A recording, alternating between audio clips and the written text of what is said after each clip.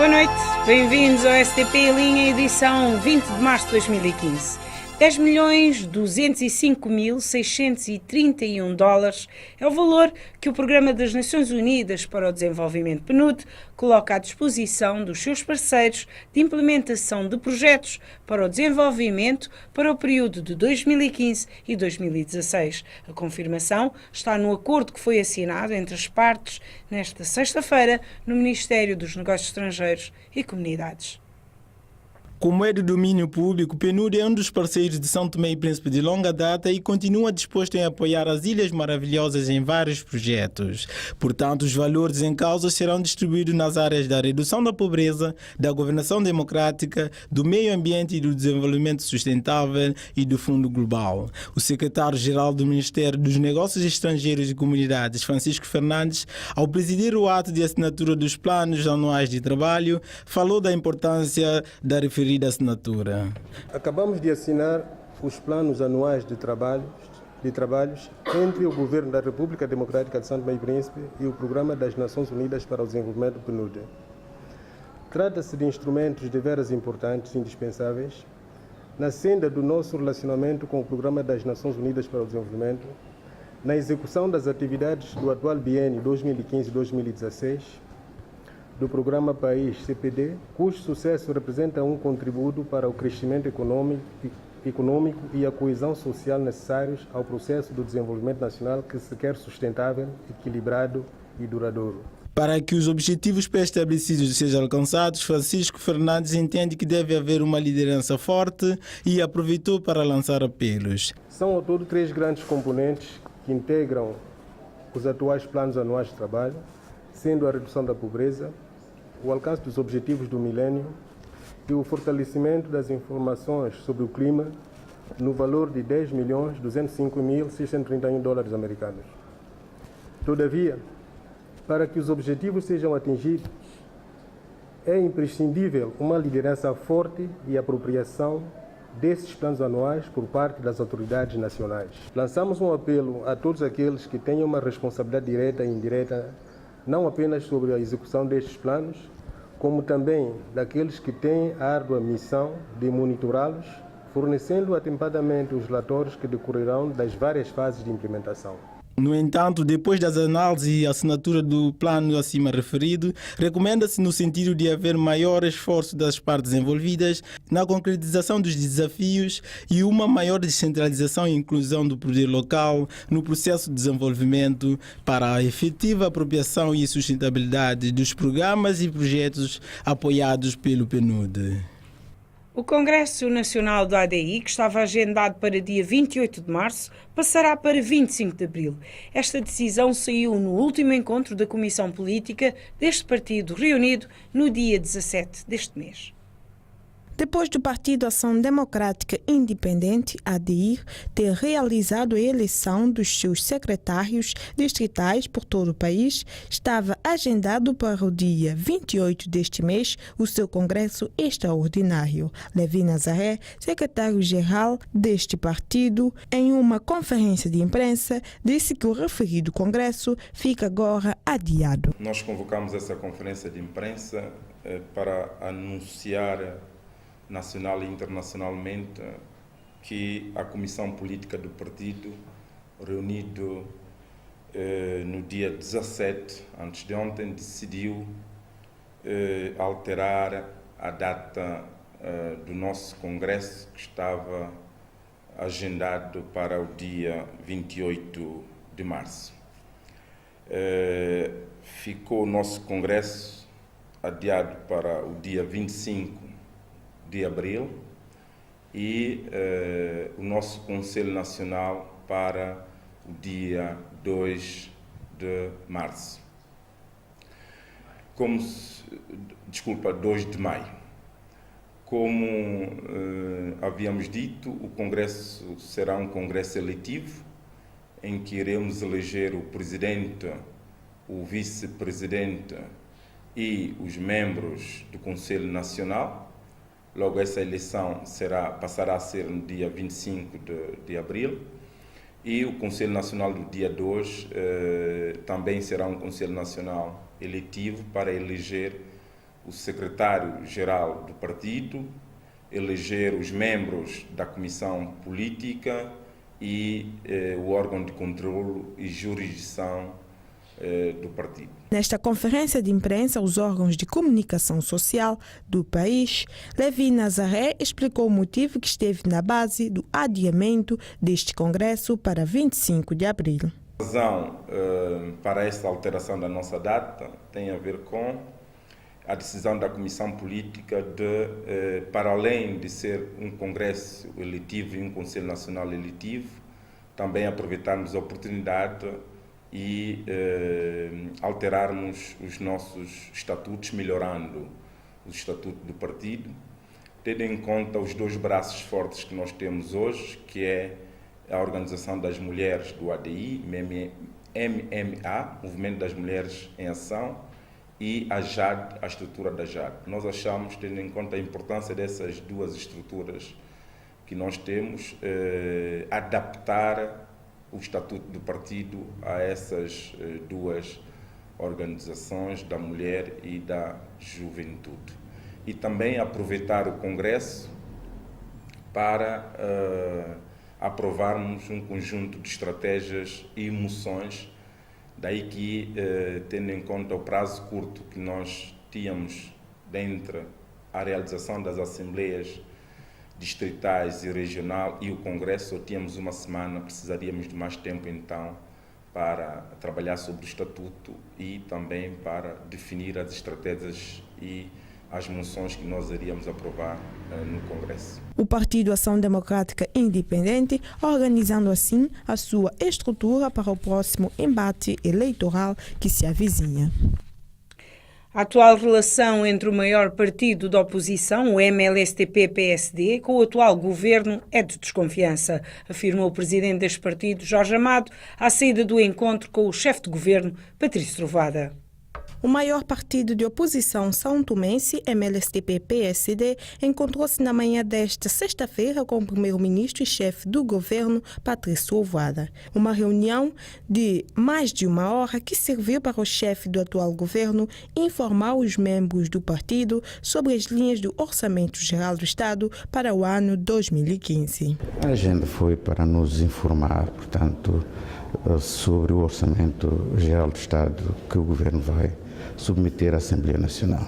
É evidente que viemos receber algumas informações, simplesmente, uma vez que não temos orçamento, achamos que num momento deste o orçamento já devia ser tornado público, né? Uma vez que se trata de um orçamento que até se apelidou do orçamento de cidadão, é necessário que as pessoas tomam conhecimento do conteúdo do orçamento e vir cá preparado para poder participar, né?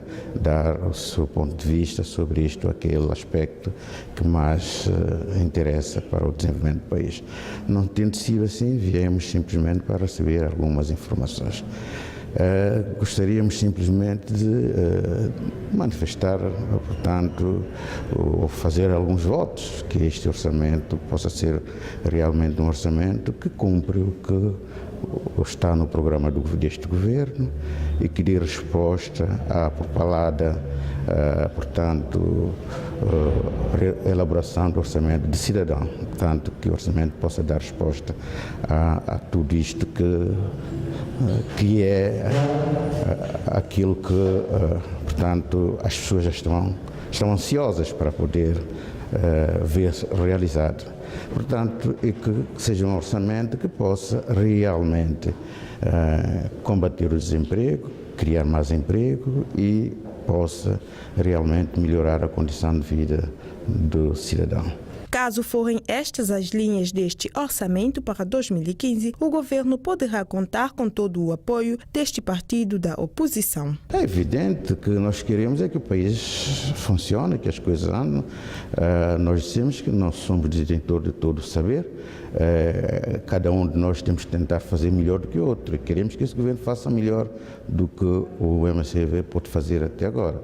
Daí que estamos disponíveis a viabilizar o orçamento, desde que realmente seja um orçamento que não venha trazer mais impostos para agravar a vida da população, que tenha atenção à situação social deste país e que, enfim, mude realmente, sirva para mudar realmente, trazer alguma esperança mais para este povo. Sem meias palavras, o líder do partido MLSTP-PSD deu a sua opinião sobre a relação do seu partido com o atual governo. Caracterizaria talvez de desconfiança. De desconfiança porque somos um partido de oposição, é um poder que, de acordo com aquilo que se tem apreciado, nem na comunicação social o partido tem a possibilidade de se exprimir, e o que tem se apreciado nas movimentações, nas funções públicas, os ataques aos militantes, dirigentes do partido, mantemos alguma distância, com alguma desconfiança, mas fazendo votos que tudo isso possa melhorar, porque o país é de todos nós. Estamos a trabalhar para Santo Tomé e Príncipe e não para determinadas pessoas. Está agendado ainda hoje a auscultação com outros partidos de oposição com assento parlamentar, nomeadamente o PSD e o UDD. Nesses 3 encontros, o chefe do governo são-tomense irá auscultar os partidos de forma a colher subsídios para o orçamento geral do Estado e informá-los sobre as linhas deste orçamento. O desemprego em São Tomé e Príncipe é elevado. Esta afirmação foi feita pelo Carlos Silva, secretário-geral da UGT de Portugal, depois de ser recebido pelo primeiro-ministro Patrício Trovoada esta sexta-feira. O primeiro-ministro Patrício Trovoada recebeu esta sexta-feira em audiência o secretário-geral da União Geral dos Trabalhadores de Portugal. O encontro de cortesia serviu para o líder sindical português apresentar ao chefe do executivo santomense o reforço de cooperação existente entre a União Geral dos Trabalhadores de Portugal e a União Nacional dos Trabalhadores de São Tomé e Príncipe. Bem, a reunião com o Sr. Primeiro-Ministro foi para além de um encontro de cortesia, foi naturalmente demonstrar o reforço das nossas ligações enquanto UGT Portugal Central Sindical ao movimento sindical representativo dos trabalhadores de São Tomé.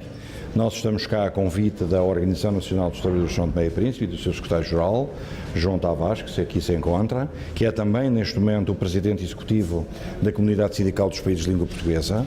E, embora nós tenhamos uma ligação às duas centrais, aproveitámos o ensejo também para explorar outras situações que nos preocupam Portugal e preocupam São Tomé.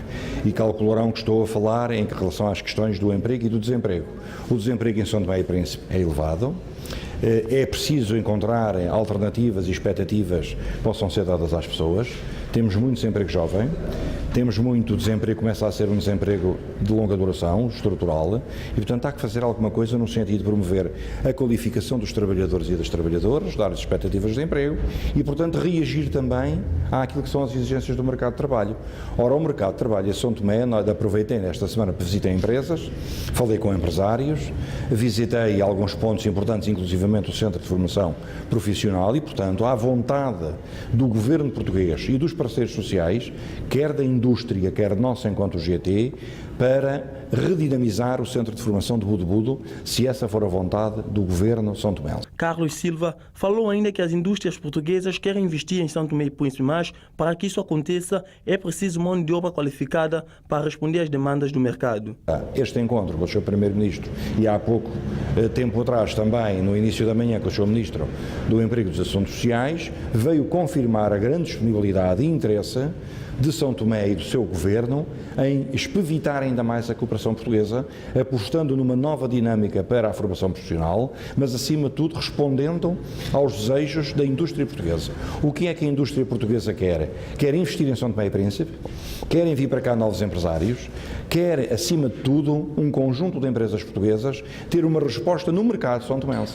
Ora, para vir aqui investir, é preciso perceber se as empresas têm ou não têm quadros e mão de obra qualificada para poder responder às exigências do mercado. Se não tiverem, têm que recrutar fora. Se não tiverem, têm que formar em Portugal. E, portanto, nós estamos disponíveis para apoiar com o empresariado português e com o governo português, apoiar São Tomé, apoiar os sindicatos são tomenses na procura de soluções que, por um lado, melhorem as qualificações das pessoas, promovam o crescimento económico, promovam a vinda de outras empresas, sejam portuguesas ou outras quaisquer, que é uma coisa que um centro de formação tem que dar. E é isso que em São Tomé nós viemos trazer esta mensagem. Por outro lado, o líder sindical português acrescentou que os centros de formação profissional não podem formar jovens para o desemprego. Um centro de formação não pode só formar trabalhadores para irem para o desemprego a seguir. Tem que formar trabalhadores com duas coisas. Primeiro, uma certificação profissional que os habilite a entrar em qualquer empresa em São Tomé ou em qualquer outro país, para não serem alvo de dumping salarial e de violência de direitos, e ao mesmo tempo responder às exigências do mercado. Se a empresa vem para cá, já sabe, é para a metalomecânica, eu quero alguém que saiba trabalhar na serralharia, na metalomecânica, na soldadura, nas ferrovias, no petróleo, seja no que for. É preciso qualificar as pessoas e é esse esforço que nós viemos transmitir ao Sr. Primeiro-Ministro de São Tomé e Príncipe, ao vosso país, que estamos dispostos a facilitar e a apoiar. Enquanto movimento sindical, cabe-nos defender os trabalhadores. Enquanto movimento sindical, também nos cabe defender, junto do Governo de São Tomé, aquilo que defendemos em Portugal. É preciso uma política salarial justa, é preciso defender a implementação do salário mínimo nacional, é preciso respeitar os direitos das pessoas, é preciso implementar regras de saúde, higiene e segurança no trabalho, é preciso dotar os serviços públicos de condições para, por exemplo, se aprovar e promover a saúde, uma melhor saúde para o povo de São Tomé. É preciso melhorar a educação, é preciso melhorar muita coisa. As organizações sindicais trilhando os caminhos em busca de melhores condições para os trabalhadores santomenses, consequentemente para o desenvolvimento do nosso país.